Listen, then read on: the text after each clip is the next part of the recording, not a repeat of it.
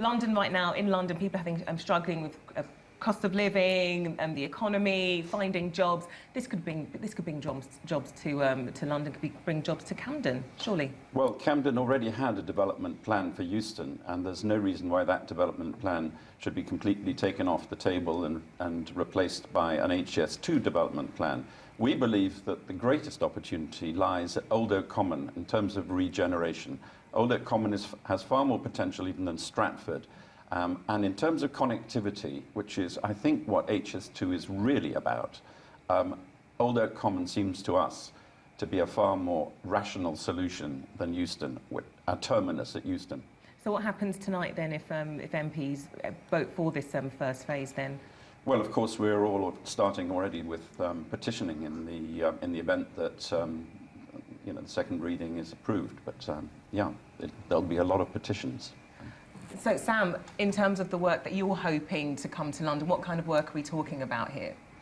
Well, I mean, obviously for us, we represent workers that are both engineers, so people that work for things like Network Rail, for example. They're involved in designing HS2, as well as people that actually be working, serving passengers, selling them tickets and all that kind of thing as well. I mean, I'd actually come back and contest a couple of those points. I was at a public meeting in Crewe, actually, over 100 people attended that last week, calling for actually HS2 to go through there so they can actually build on the engineering jobs. I think actually, as we've seen with both the Jubilee line and in London with Crossrail, the huge academy that was built in East London, there's no reason, for example, actually more young people can't be trained for apprenticeships go into engineering actually off the back of doing this. And I think there's a few things we need to kind of be clear about factually here as well. One is the capacity issue. That is the #1 argument for building this. Whatever these guys reckon, we're the experts, we work in the industry. By 2018, the West Coast Main Line and many of the other major intercity routes will be completely full to capacity. That means you won't be able to sell any more tickets, run any more trains up and down those lines. And actually, the reality is that needs to be dealt with, because otherwise these people are responsible for locking us into a high carbon future.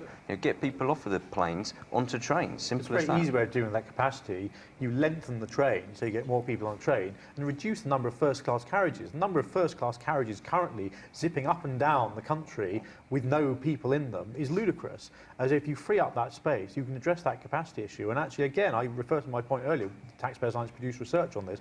The West Coast Main Line is the least crowded of all the routes around the country that are there in existence at the moment. So the idea that that's the one that you need to be looking at building this new route on is preposterous. Getting rid of a couple of first-class carriages, is not going to make a blind bit of difference. If you look at the scale, well, it's 20% of each if you look at the scale of capacity that's needed to increase just over the last 5 years, you'd have to be turning, you have to lengthen the train by about double to get to where we're going to be needed by predictions for 2020. So that's just nonsense, I'm afraid.